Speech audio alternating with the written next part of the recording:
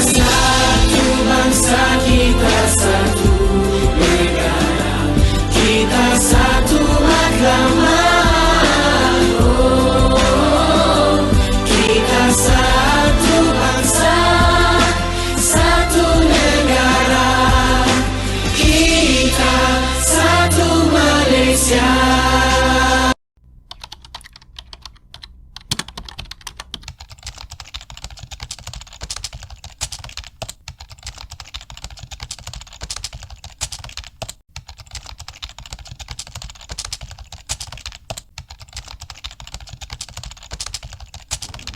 Assalamualaikum. We are from Group 6 and we are going to talk about the exchange rate in Malaysia. First of all, I, ARINA HUSNA binti ZULKIFLI, and my friend SITI ZULAIKHA binti IMAN are going to talk about the geographical of Malaysia.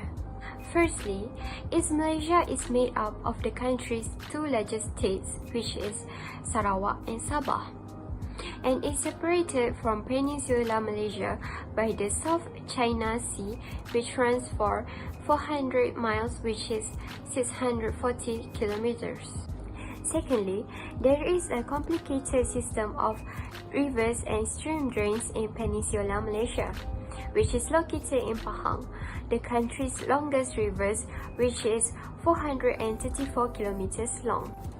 Meanwhile, in Sarawak, the longest river is in Rajang, which is 563 kilometers long and can be navigated by shallow draft boats for about 240 kilometers from its mouth.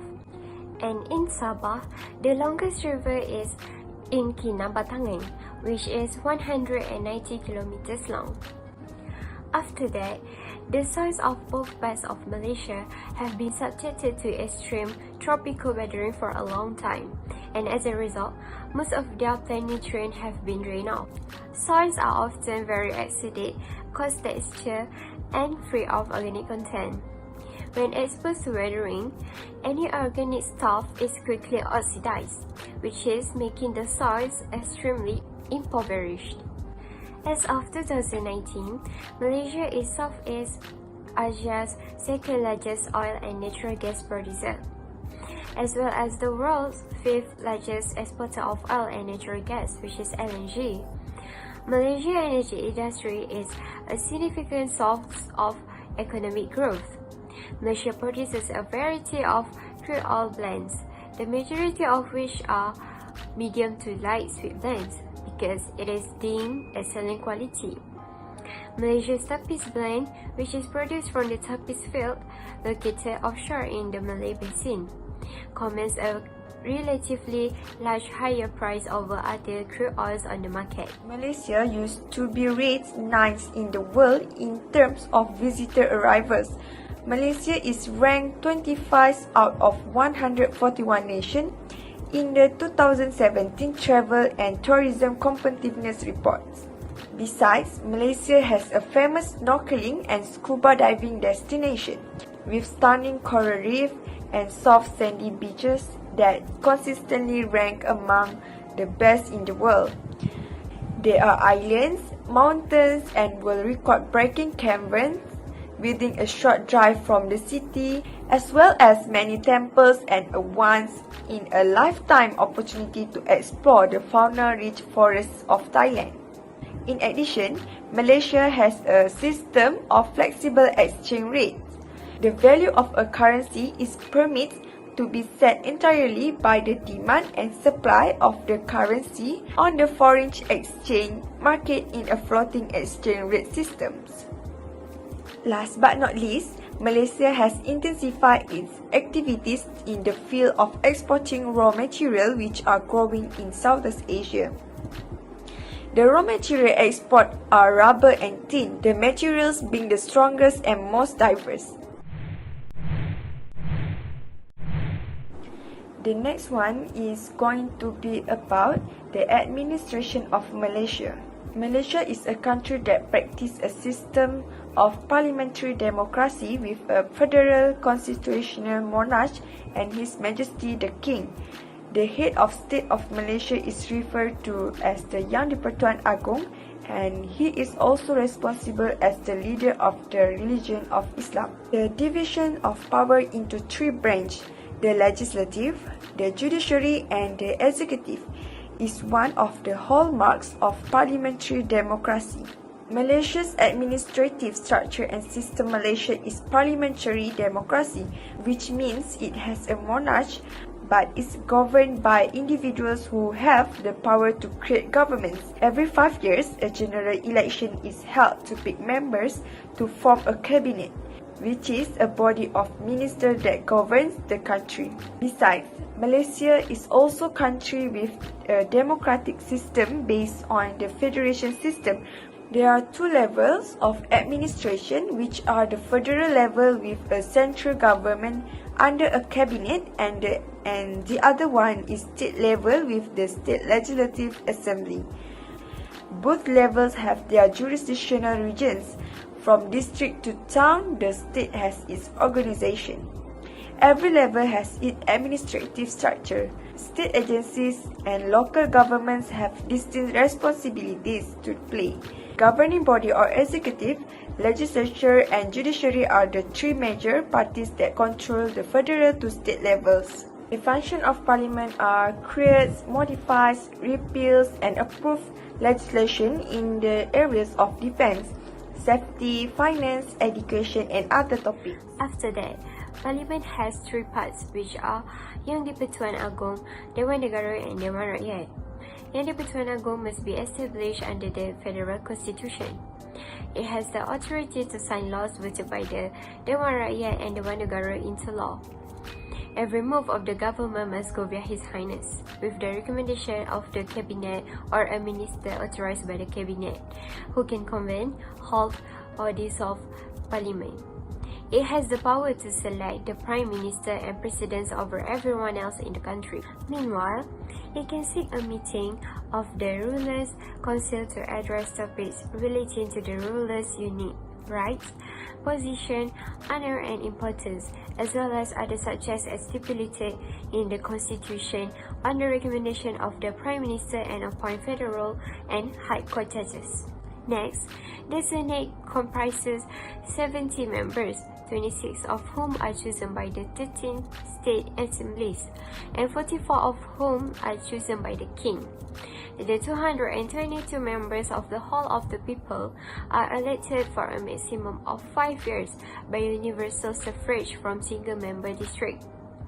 The King has the authority to dissolve Parliament at any moment, generally on the suggestion of the Prime Minister. An election must be held within 3 months. External affairs, defense, internal security, civil and criminal law, citizenship, finance, industry, health and education are some of the portfolios held by the federal government.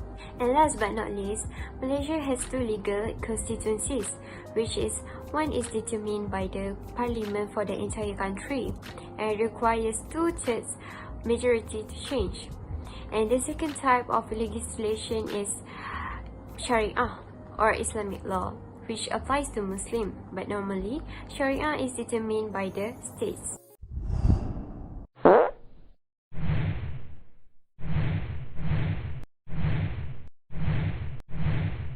Assalamualaikum warahmatullahi wabarakatuh, and hi, I'm YASMIN FARIHA binti Muhammad SAUFI.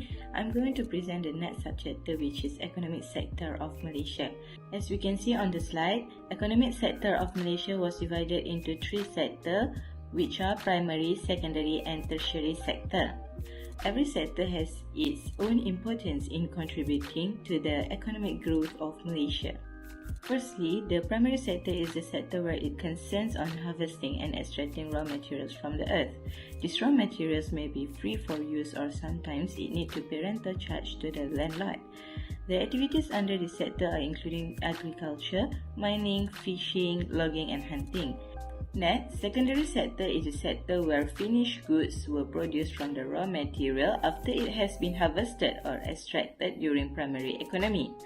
The activities that has been done under this sector are manufacturing, processing and construction jobs. The last economic sector in Malaysia is tertiary. This sector provided services and sell products to the consumers in Malaysia.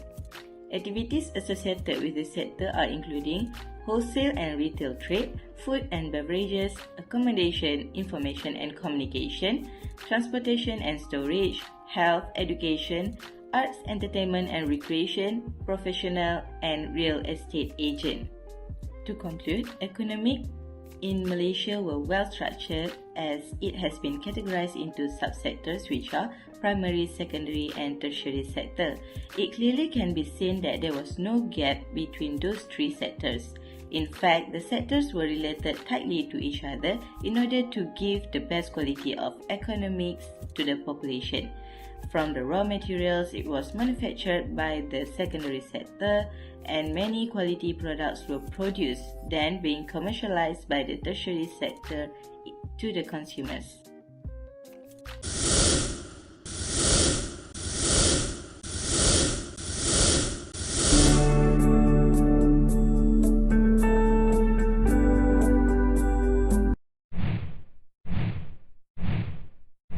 Okay, now let's move on to the next segment. First issue at hand is the effects of a falling Malaysian ringgit. What is Malaysian ringgit? Malaysian ringgit is the name used for Malaysia's currency. The phenomenon of falling Malaysian ringgit is commonly related with inflation, exchange rate and interest rates. But did you know what is exchange rate mean?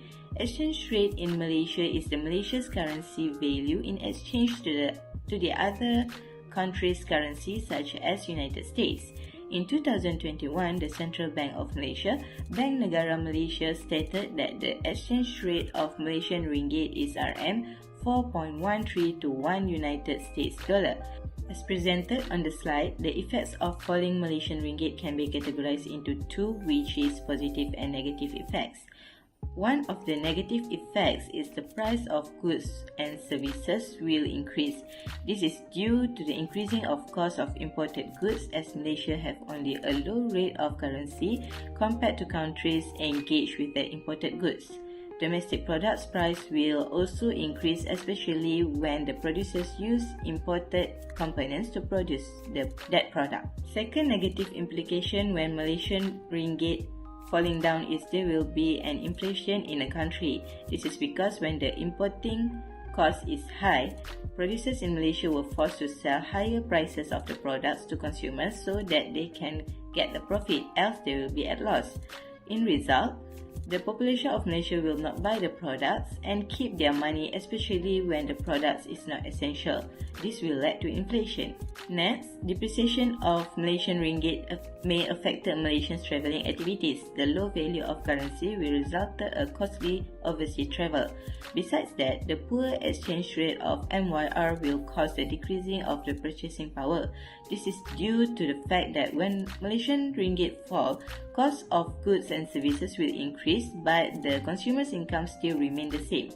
On the other hand, the first positive impact when Malaysian ringgit fall is the growth of export sector. The reason for this to be happen is the low value of MYR created chances for foreign markets to buy goods at a very affordable price from Malaysia. This is focusing in manufacturing sector when the demand of local product increase among the international trader. Other than that, the tourism sector of Malaysia will have an increment of the revenue. This can be seen when the Malaysian ringgit depreciated. The tourists from other countries will have an increment of purchasing power as they have a higher value of currency. In short, this can be an attraction tool towards the tourists to travel to Malaysia and at the same time will boost the tourism sector of Malaysia. Finally, the foreign investment will be increased. As it was known that the cost to operate and purchase stocks in Malaysia become cheaper, this will encourage the producers of businesses from other countries to do investment in Malaysia, whether through foreign direct investment (FDI) or foreign investment portfolio. As a matter of fact, FDI may contribute to the increment of employment rate among the population of Malaysia because when the foreign investor open a business in this country, they will surely need more employees in conducting the business.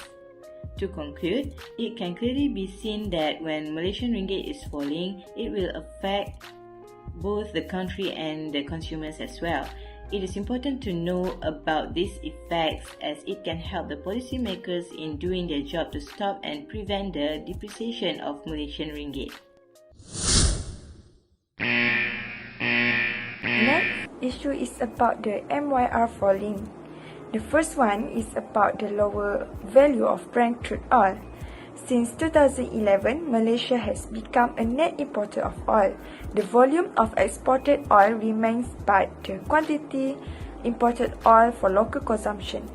Then, Malaysia continue to be net exporters of liquid natural gas (LNG) product.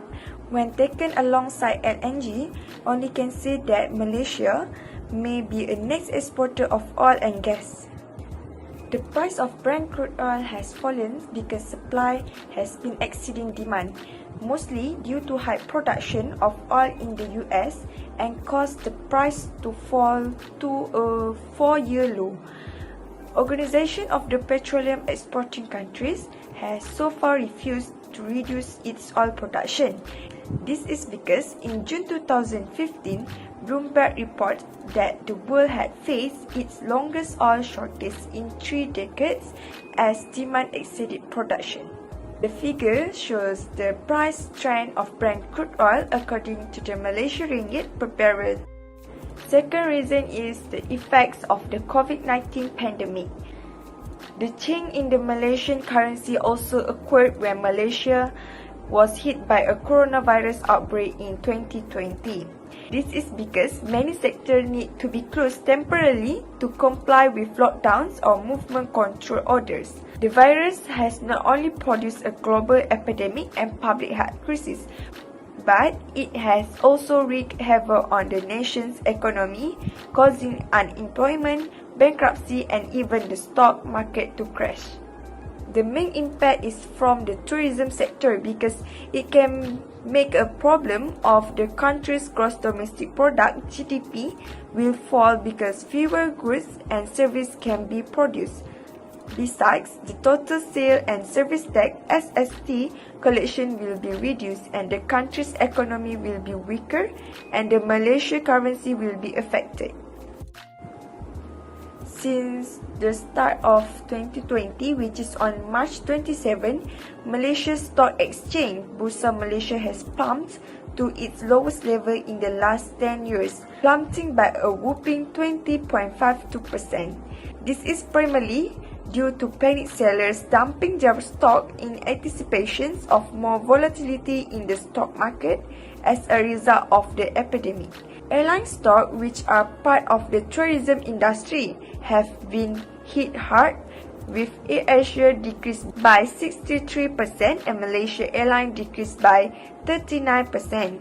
Next, the impact on people who lost their job during this COVID-19 pandemic due to closures that restrict business activities to operate. As a result, the unemployment rate is rising because many companies cannot afford to pay salaries to their employees. This has affected the country's economy as business activities are no longer able to contribute revenue to the country. And for the last reason for the MYR falling is because of Malaysia's 1 MBD debt. 1 MBD, which is 1 Malaysia Development per height, was just a Malaysian state fund established in 2009 to promote development through foreign investment and partnerships. The US Justice Department estimates that more than $4.5 billion was stolen, leading to the overthrow of a government this year, and the arrest of Najib, his wife Rosmah Mansor, and a rising number of close friends. Government bonds were used to borrow large sums of money, which were then transferred to bank accounts in Switzerland, Singapore, and the United States. Just before the 2013 election, $731 million arrived in Najib's personal bank accounts, which was allegedly used to buy off politicians, settle his credit card bill, and fund his wife's extravagant shopping habits. Najib denies the charge, claiming that the funds were given to him by a Saudi prince. Meanwhile, in overseas, the money is said to have financed the extravagant life of Malaysia billionaire Jolo, one of the consultants allegedly brought in to monitor 1MDB. In 2018, Jula was said to be partying on a Thai island, but he swiftly left after Najib was deposed.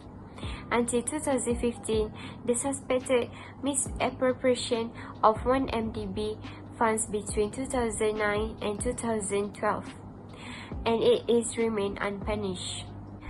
And in 2016, the Attorney General nominated by Najib cleared the Prime Minister of all wrongdoing and declared that the matter had been completely resolved. The next topic is policies to stop the Malaysian ringgit from falling. In September 1998, the Malaysian government has implemented a major policy. Bank Negara Malaysia introduced a series of measures to improve capital controls on the 1st September. The rules include limiting cash transfers between the non-resident accounts, limiting foreign currency conversion and the remittance of shares that will be sold within 1 year after acquisition, preventing the ringgit from being traded offshore, and lastly limiting the amount of money that can be brought in and taken out to 1,000 ringgit Malaysia only. On the next day, a fixed exchange rate system with 3.8 ringgit Malaysia per US dollar was implemented. Other than that, the 3-month interbank market intervention interest rate and the required reserve ratio was reduced.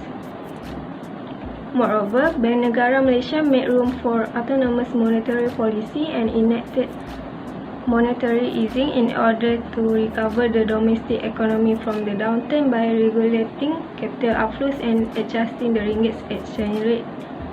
The restrictions on short-term capital outflows was altered to a gradual remittance taxation technique on the 15th February 1999. A gradual withdrawal from capital controls was deemed desirable to avoid massive capital outflows.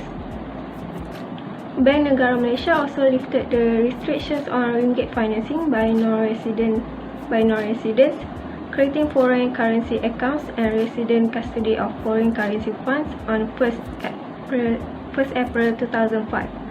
On July 21, the Chinese government announced the conversion of the renminbi exchange rate to a control float system, and shortly after, Bank Negara Malaysia announced the transition to a managed float system. The float system fixed the ringgit against a basket of currencies weighted by main trading partners, thereby returning to the exchange rate system that existed prior to the implementation of the fixed exchange rate system in 1998. As a result, neither the ringgit nor the renminbi suffered from extreme charges. At this point, the only measure introduced as a policy response to the Asian currency crisis was the prohibition on ringgit offshore trading. Furthermore, Malaysia's external debt did not harm the country's debt or GDP ratio because of the strict controls on offshore borrowing by local corporations. Bank Negara Malaysia has handled a number of events through monetary policy, including modifying policy interest rates and the deposit reserve ratio, as well as intervening in the foreign exchange market to reduce ringgit instability. Additionally, while capital outflows have been observed under the current government, there are indications of exchange rate stabilization and international capital outflows.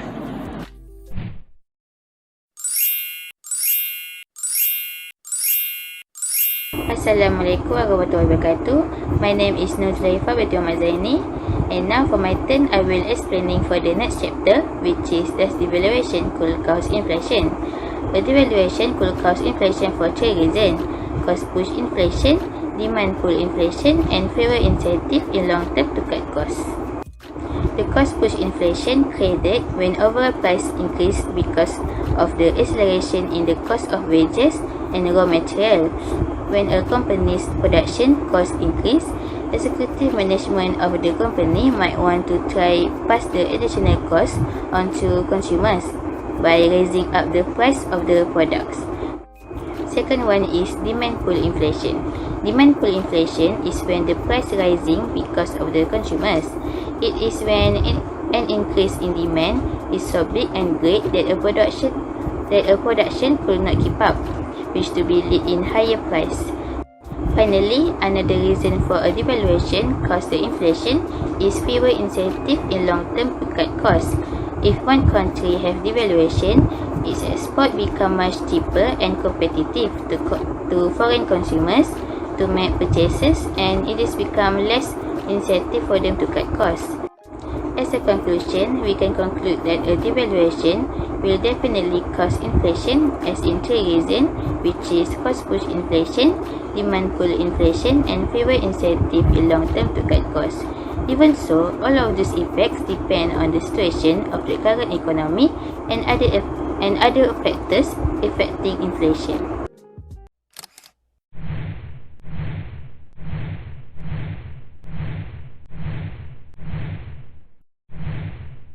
Now, I will explain about the current status of inflation and unemployment rate in Malaysia. Inflation can be defined as general increase in the price of goods and services in a country. The highest level of inflation comes since March 2017 in April. Consumer price was seasonally adjusted to 0.16% in April throughout the prior month, that approaching in below the 0.33% in which recorded in March. The result in April marked the slightest rise in price since November 2020. Focus Economics Consensus Forecast, panelists are also anticipate that inflation to average 2.20% in this current year, 2021, which is up to 0.1% from previous month's prediction and 1.9% in the next year, 2022. The term unemployment rate is the percentage of the labor force that is jobless. Unemployment rate in Malaysia is rather low and stable at around 3%. It means that the population is approaching close to full employment. The country achieved its lowest level at a rate of 2.85% of unemployment in 2014. The statistic of labor force in Malaysia for February 2021 had shown that the unemployment rate in Malaysia has dropped slightly to 4.8% in February 2021 from 4.9% in January. To sum up, the current status of inflation and unemployment rate in Malaysia has gradually low and stable, which up to 2 to 3%. There are also relationships between inflation and unemployment. According to the Phillips curve, the inverse relationship between inflation and unemployment is when unemployment decrease, inflation increase, or when unemployment increase, inflation decrease.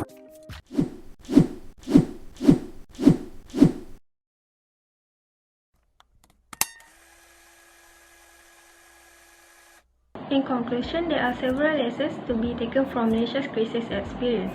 Besides the economic impact of the crisis, the numerous government policy response have an equally big economic impact. It is important that this is acknowledged and considered when developing policies in the future. Like the mid-1980s economic crisis, which taught the government the need for solid macroeconomic management. Furthermore, increasing integration further into world trade and financial system has both its advantages and risks. Malaysia's economy, like other emerging economies, is more integrated rather than decoupled from the world economy through trade and capital flows. Financial openness exposed the domestic economy to massive and abrupt capital movements and exchange rate volatility. Today, capital flows have a greater impact on exchange rate than trade flows.